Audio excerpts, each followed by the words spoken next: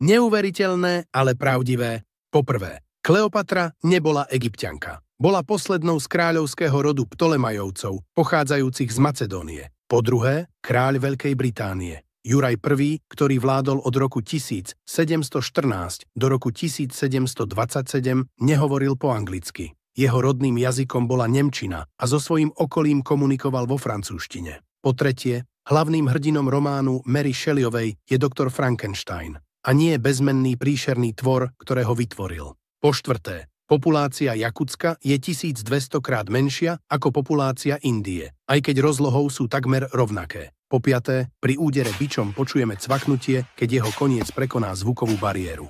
Po šieste, čokoláda nie je škodlivá pre zuby, dokonca spomaľuje vznik zubného kazu. Toto však platí iba pre horkú čokoládu. Po siedme, spáliť diamanty je ľahšie ako ich zlaté alebo platinové osadenie. Pri teplote nad